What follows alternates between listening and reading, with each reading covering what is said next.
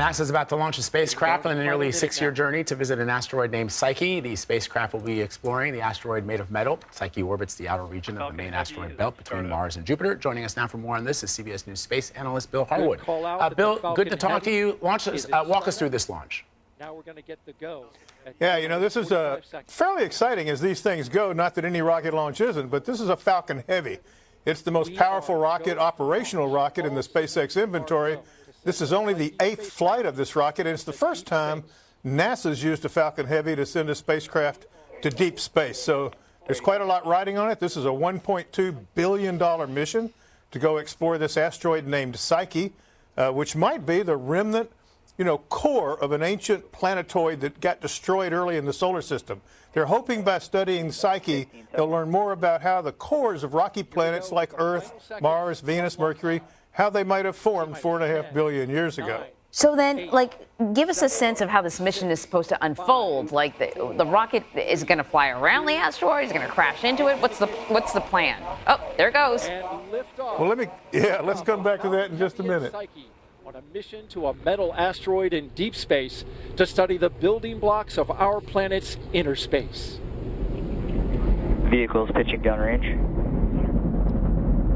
M1D chamber pressure is nominal.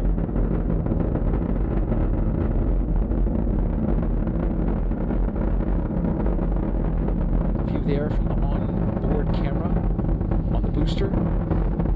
Beautiful shot there as it goes through the clouds.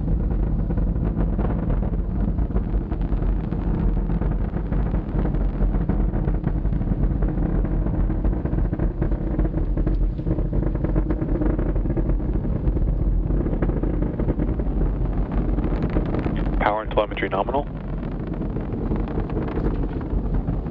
We're here, Joe. The power telemetry nominal. We're also looking at the data for all 27 engines. And Falcon is supersonic. All chamber pressures look good, and Falcon is supersonic now. Throttling down in preparation for max Q. The moment of peak mechanical stress on the rocket. What will happen here max is Q. The side boosters will be at full power, and the center core will be at a reduced power to go through max Q to reduce the pressures on the structure of the launch vehicle. Coming up in 30 seconds.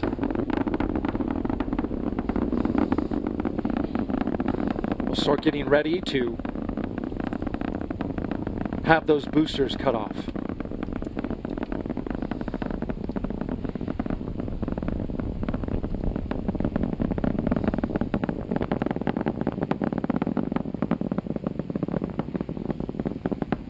Vehicle's looking good, pitching down range. All telemetry looks really good so far, Daryl. As we see a beautiful view of the Falcon Heavy and center core and side boosters there. Data is looking really good. All 27 engines of the Falcon Heavy. All right, Bill, so it looks like things are going according to plan. So let's circle back to that question that I asked you. What is supposed to be a successful mission here? What's this supposed to do? Well, it's going to take, as you said, nearly 6 years to get to its target, the asteroid called 16 Psyche. That's out in the outer asteroid belt between Mars and Jupiter.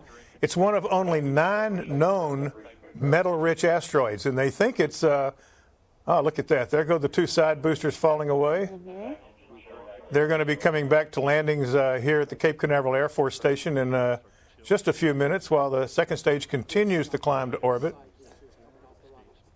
Anyway, like I was saying, the asteroid 16 Psyche may be the remnant core of an ancient planetesimal that got destroyed or broke apart back at the dawn of the solar system. They're going to spend 2 years in orbit around this asteroid, and if all goes well, they're hoping to learn a lot more about how rocky cores formed. You can't look at the core of our Earth. It's too hot, it's too dense, too deep. But by looking at this, they hope to gain some insights into how the rocky planets like Earth formed back at the beginning of the solar system. And so is it going to be just it's a very ambitious mission. I was going to say, so is it going to be, because asteroids are moving, right? So is it supposed to be flying just very, very close so we can get a good look at it? Yeah, it's really remarkable. First of all, they're going to go by Mars in 2026 to get a gravity assist boost. That's going to change the trajectory and send it on its way to the asteroid. And then it's going to initially start off a few hundred kilometers above the asteroid, but later in the mission, it's going to get down to within about 47 miles of the surface. I mean, that's pretty close as these things go. It's going to spend 2 years in orbit, so we've got high-resolution cameras, magnetometers, spectrometers, all of that, to get an enormous amount of data on this asteroid. And this is really something they've been looking forward to a long time. They're going to have to wait a while yet to get the data back, but hopefully it'll be worth it in the end. This is incredible to me because everything has to go perfectly right? It has to sort of get close enough to Mars to get that boost that it needs. And I'm terrible at pool because it's all about those angles. So I can't. This is it's like a universal game of pool. Like it's got to hit it really Mars properly, not hit it, but get close enough to get springboarded into the right direction to a target that's I don't know how fast an asteroid's moving, but I imagine it's moving really fast. Well, it's not really the speed of the asteroid, it's the distance. By the time the probe gets there, it will have traveled 2.2 billion miles. So it is a long journey. The solar system's a big place. It takes a long time to get out there. But it all started right here, right now. This is what kicks it off. As you said, this interplanetary bank shot is all set up with the launch time, and it got off on time, and it's on the way.